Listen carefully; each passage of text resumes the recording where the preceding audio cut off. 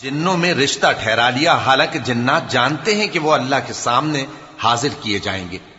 یہ جو کچھ بیان کرتے ہیں اللہ اس سے پاک ہے، مگر اللہ کے چنے ہوئے بندے مبتلا عذاب نہیں ہوں گے۔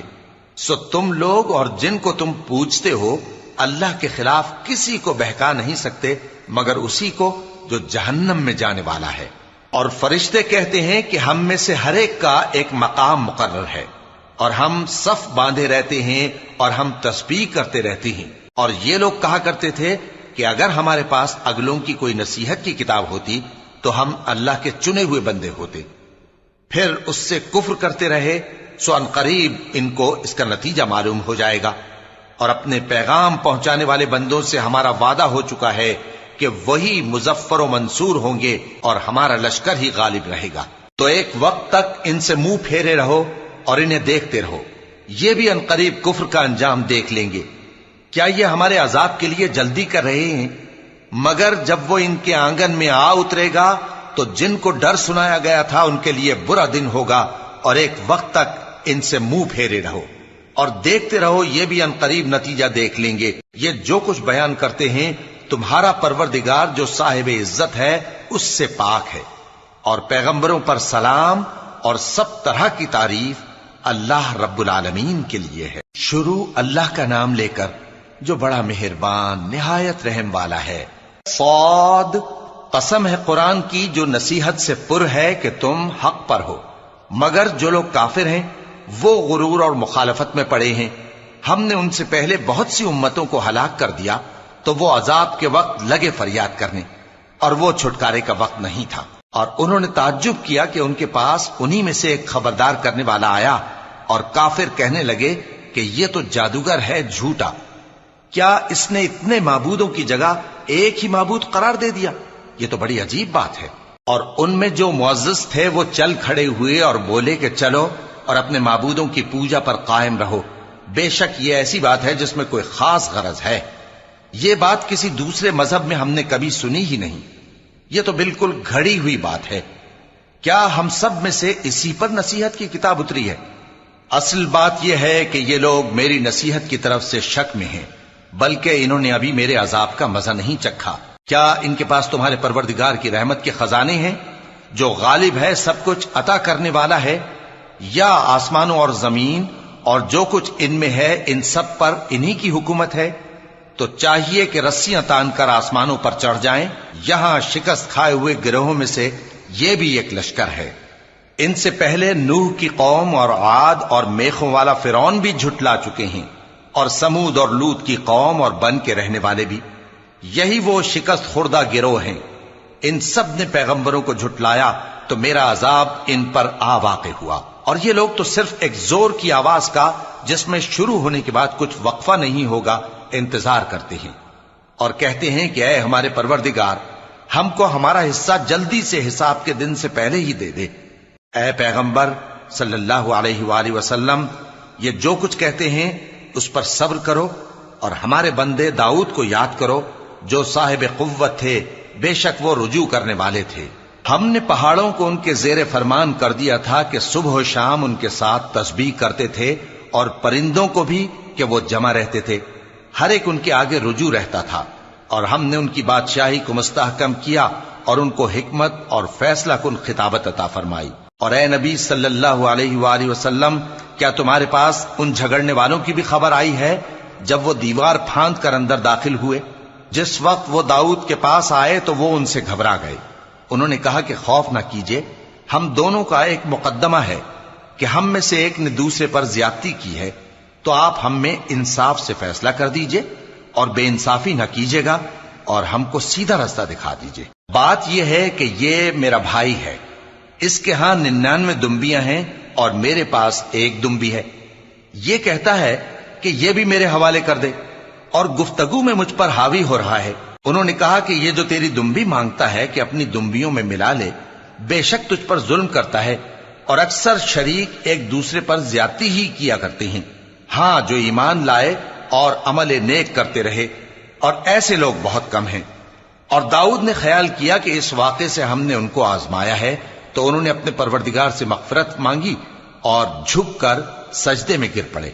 اور اللہ کی طرف رجوع کیا تو ہم نے ان کو بخش دیا، اور بے شک ان کے لیے ہمارے ہاں قرب اور عمدہ مقام ہے۔ اے داؤد، ہم نے تم کو زمین میں خلیفہ بنایا ہے تو لوگوں میں انصاف کے فیصلے کیا کرو، اور خواہش کی پیروی نہ کرنا کہ وہ تمہیں اللہ کے رستے سے بھٹکا دے گی۔ جو لوگ اللہ کے رستے سے بھٹکتے ہیں ان کے لیے سخت عذاب ہے، اس لیے کہ انہوں نے حساب کے دن کو بھلا دیا۔ اور ہم نے آسمان اور زمین کو اور جو کائنات ان میں ہے اس کو بے مقصد نہیں پیدا کیا، یہ ان کا گمان ہے جو کافر ہیں، سو کافروں کے لیے دوزخ کا عذاب ہے۔ جو لوگ ایمان لائے اور عمل نیک کرتے رہے، کیا ان کو ہم ان کی طرح کر دیں گے جو ملک میں فساد کرتے ہیں، یا پرہیزگاروں کو بدکاروں کی طرح کر دیں گے؟ یہ کتاب جو ہم نے تم پر نازل کی ہے بابرکت ہے، تاکہ لوگ اس کی آیتوں میں غور کریں اور تاکہ اہل عقل نصیحت حاصل کریں۔ اور ہم نے داؤد کو سلیمان عطا کیے، بہت خوب بندے تھے اور وہ اللہ کی طرف بہت رجوع کرنے والے تھے۔ جب ان کے سامنے شام کو اصیل گھوڑے پیش کیے گئے تو کہنے لگے کہ میں نے اپنے پروردگار کی یاد سے غافل ہو کر مال کی محبت اختیار کی، یہاں تک کہ آفتاب پردے میں چھپ گیا۔ بولے کہ ان کو میرے پاس واپس لاؤ۔ پھر ان کی ٹانگوں اور گردنوں پر ہاتھ پھیرنے لگے، اور ہم نے سلیمان کی آزمائش کی اور ان کے تخت پر ایک دھڑ سا ڈال دیا۔ پھر انہوں نے اللہ کی طرف رجوع کی اور دعا کی کہ اے پروردگار، مجھے معاف فرما اور مجھ کو ایسی بادشاہی عطا فرما کہ میرے بعد کسی کو شایع نہ ہو، بے شک تو سب کچھ عطا فرمانے والا ہے۔ پھر ہم نے ہوا کو ان کے زیر فرمان کر دیا کہ جہاں وہ پہنچنا چاہتے ان کے حکم سے نرم نرم چلنے لگتی، اور جنوں کو بھی ان کے زیر فرمان کیا۔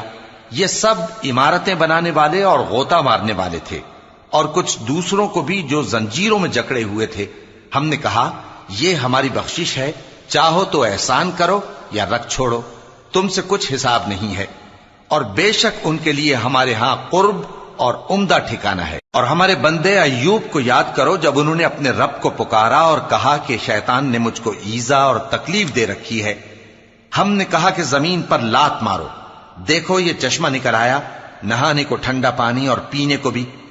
اور ہم نے ان کو اہل و عیال اور ان کے ساتھ اتنے ہی اور بخشے۔ یہ ہماری طرف سے رحمت اور عقل والوں کے لیے نصیحت تھی۔ اور ہم نے کہا اپنے ہاتھ میں تنکوں کا ایک مٹھا لو، پھر اس سے مار لو اور قسم نہ توڑو، بے شک ہم نے ان کو ثابت قدم پایا، بہت خوب بندے تھے، بے شک وہ بہت رجوع کرنے والے تھے۔ اور ہمارے بندوں ابراہیم اور اسحاق اور یعقوب کو یاد کرو جو قوت والے اور صاحب نظر تھے۔ ہم نے ان کو ایک صفت خاص آخرت کے گھر کی یاد سے ممتاز کیا تھا، اور وہ ہمارے نزدیک منتخب اور خوبی والوں میں سے تھے۔ اور اسماعیل اور الیسع اور ذوالکفل کو یاد کرو، اور یہ سب بھی خوبی والوں میں سے تھے۔ یہ نصیحت ہے اور پرہیزگاروں کے لیے تو عمدہ ٹھکانہ ہے، ہمیشہ رہنے کے باغ جن کے دروازے ان کے لیے کھلے ہوں گے، ان میں تکیے لگائے بیٹھے ہوں گے، اور کھانے پینے کے لیے بہت سے میوے اور مشروبات منگاتے رہیں گے، اور ان کے پاس نیچی نگاہ رکھنے والی اور ہم عمر حوریں ہوں گی۔ یہ وہ چیزیں ہیں جن کا حساب کے دن کے لیے تم سے وعدہ کیا جاتا تھا، یہ ہمارا رزق ہے جو کبھی ختم نہیں ہوگا۔ یہ نعمتیں تو فرمانبرداروں کے لیے ہیں، اور سرکشوں کے لیے برا ٹھکانہ ہے، یعنی دوزخ جس میں وہ داخل ہوں گے، اور وہ بری آرامگاہ ہے۔ یہ کھولتا ہوا گرم پانی اور پیپ ہے، اب اس کے مزے چکھیں، اور اسی طرح کے اور بہت سے عذاب ہوں گے۔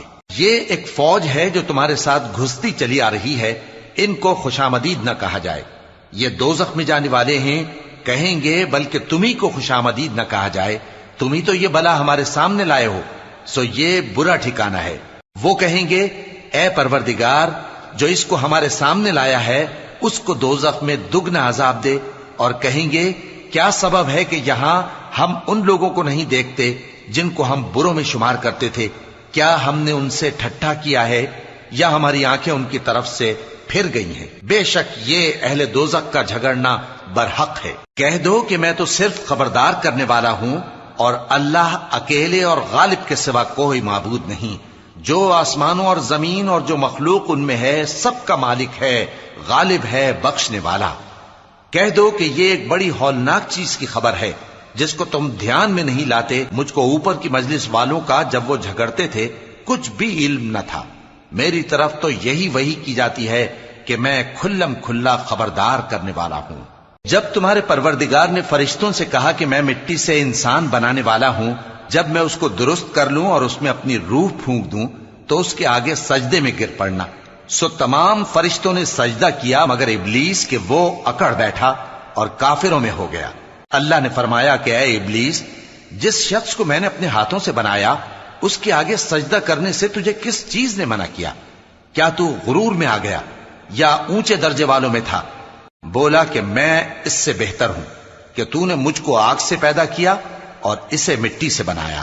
فرمایا بس یہاں سے نکل جا، تو مردود ہے اور تجھ پر قیامت کے دن تک میری لعنت پڑتی رہے گی۔ کہنے لگا کہ میرے پروردگار، اچھا تو مجھے اس روز تک کہ لوگ اٹھائے جائیں مہلت دے۔ فرمایا کہ تجھ کو مہلت دی جاتی ہے اس روز تک جس کا وقت مقرر ہے۔ کہنے لگا کہ مجھے تیری عزت کی قسم، میں ان سب کو بہکاتا رہوں گا سوائے ان کے جو تیرے چنے ہوئے بندے ہیں۔ فرمایا ٹھیک ہے، اور میں ٹھیک ہی کہتا ہوں کہ میں تجھ سے اور جو ان میں سے تیری پیروی کریں گے سب سے جہنم کو بھر دوں گا۔ اے پیغمبر، کہہ دو کہ میں تم سے اس کا صلہ نہیں مانگتا اور نہ میں بناوٹ کرنے والوں میں ہوں۔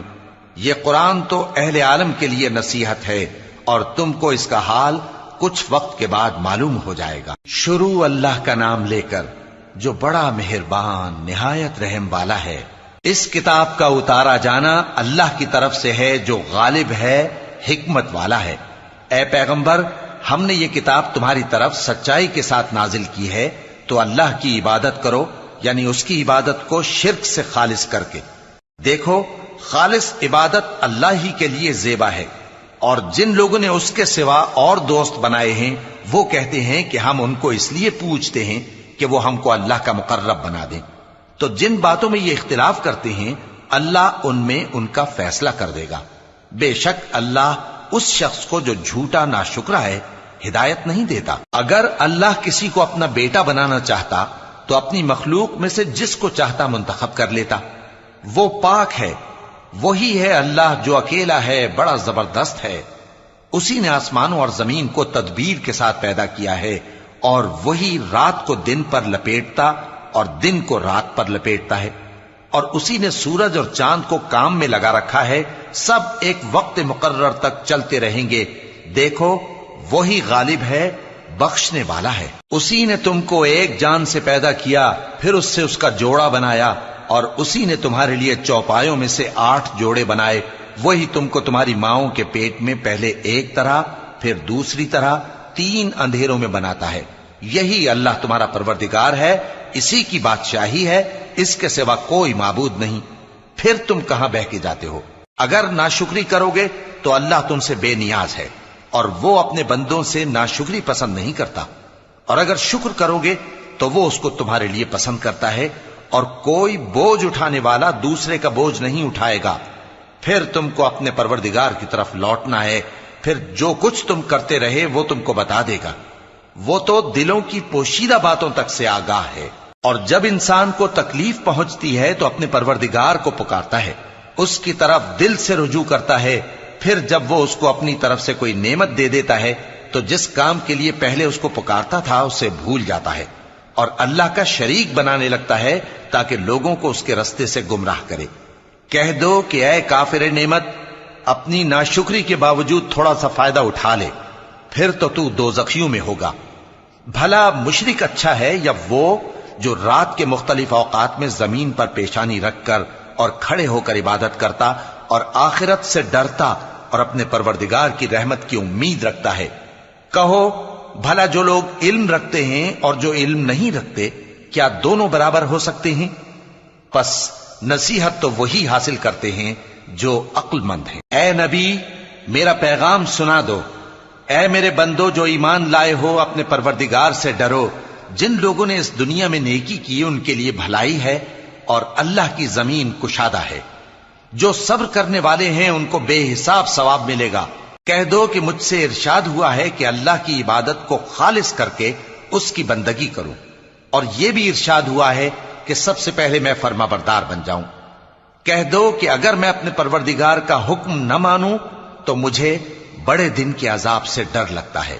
کہہ دو کہ میں اپنے دین کو شرک سے خالص کر کے اللہ ہی کی عبادت کرتا ہوں، اب تم اس کے سوا جس کی چاہو پرستش کرو۔ کہہ دو کہ نقصان اٹھانے والے تو وہی لوگ ہیں جنہوں نے قیامت کے دن اپنے آپ کو اور اپنے گھر والوں کو نقصان میں ڈالا۔ دیکھو یہی سراسر نقصان ہے، ان کے اوپر آگ کے سائبان ہوں گے اور نیچے اسی کے فرش ہوں گے۔ یہ وہ عذاب ہے جس سے اللہ اپنے بندوں کو ڈراتا ہے کہ اے میرے بندو مجھی سے ڈرتے رہو۔ اور جنہوں نے اس بات سے پرہیز کیا کہ بتوں کو پوجیں اور اللہ کی طرف رجوع کیا، ان کے لیے بشارت ہے۔ تو میرے بندوں کو بشارت سنا دو جو بات کو غور سے سنتے ہیں پھر سب سے اچھی باتوں کی پیروی کرتے ہیں۔ یہی وہ لوگ ہیں جن کو اللہ نے ہدایت دی اور یہی عقل والے ہیں۔ بھلا جس شخص پر عذاب کا حکم صادر ہو چکا ہو تو کیا تم اسے جو دوزخ میں پڑا ہو نکال سکتے ہو؟ لیکن جو لوگ اپنے پروردگار سے ڈرتے ہیں ان کے لیے اونچے اونچے محل ہیں جن کے اوپر بالا خانے بنے ہوئے ہیں اور ان کے نیچے نہریں بہ رہی ہیں۔ یہ اللہ کا وعدہ ہے، اللہ وعدے کے خلاف نہیں کرتا۔ کیا تم نے نہیں دیکھا کہ اللہ آسمان سے پانی نازل کرتا، پھر اس کو زمین میں چشمے بنا کر جاری کرتا، پھر اس سے کھیتی اگاتا ہے جس کے طرح طرح کے رنگ ہوتے ہیں، پھر وہ تیار ہو جاتی ہے، پس تم اس کو دیکھتے ہو کہ زرد ہو گئی ہے، پھر اسے چورا چورا کر دیتا ہے۔ بے شک اس میں عقل والوں کے لیے نصیحت ہے۔ بھلا جس شخص کا سینہ اللہ نے اسلام کے لیے کھول دیا ہو سو وہ اپنے پروردگار کی طرف سے روشنی پر ہو، تو کیا وہ سخت دل کافر کی طرح ہو سکتا ہے؟ پس ان پر افسوس ہے جن کے دل اللہ کی یاد سے غافل اور سخت ہو رہی ہیں، اور یہی لوگ سراسر گمراہی میں ہیں۔ اللہ نے نہایت اچھی باتیں نازل فرمائی ہیں، یعنی کتاب جس کی آیتیں باہم ملتی جلتی ہیں اور دہرائی جاتی ہیں۔ جو لوگ اپنے پروردگار سے ڈرتے ہیں ان کے بدن کے رونگٹے اسے سن کر کھڑے ہو جاتے ہیں، پھر ان کی کھالیں نرم ہو جاتی ہیں اور دل بھی نرم ہو کر اللہ کی یاد کی طرف متوجہ ہو جاتے ہیں۔ یہی اللہ کی ہدایت ہے، وہ اس سے جس کو چاہتا ہے ہدایت دیتا ہے، اور جس کو اللہ گمراہ رہنے دے اس کو کوئی ہدایت دینے والا نہیں۔ بھلا جو شخص قیامت کے دن اپنے چہرے پر برے عذاب کو روکتا ہو، کیا وہ ویسا ہو سکتا ہے جو چین میں ہو؟ اور ظالموں سے کہا جائے گا کہ جو کچھ تم کرتے رہے تھے اب اس کے مزے چکھو۔ جو لوگ ان سے پہلے تھے انہوں نے بھی تکذیب کی تھی، تو ان پر عذاب ایسی جگہ سے آ گیا کہ ان کو خبر ہی نہ تھی۔ پھر ان کو اللہ نے دنیا کی زندگی میں رسوائی کا مزہ چکھا دیا، اور آخرت کا عذاب تو بہت ہی بڑا ہے۔ کاش یہ سمجھ رکھتے۔ اور ہم نے لوگوں کے سمجھانے کے لیے اس قرآن میں ہر طرح کی مثالیں بیان کی ہیں تاکہ وہ نصیحت حاصل کریں۔ یہ قرآن عربی ہے جس میں کوئی عیب اور اختلاف نہیں تاکہ وہ ڈر مانے۔ اللہ ایک مثال بیان کرتا ہے کہ ایک شخص ہے جس میں کئی آدمی شریک ہیں مختلف مزاج کے، اور ایک آدمی پورے کا پورا ایک شخص کا غلام ہے۔ بھلا دونوں کی حالت برابر ہے؟ نہیں، الحمدللہ، مگر یہ اکثر لوگ نہیں جانتے۔ اے پیغمبر، تم بھی مرنے والے ہو اور یہ بھی مرنے والے ہیں، پھر تم سب قیامت کے دن اپنے پروردگار کے سامنے جھگڑو گے۔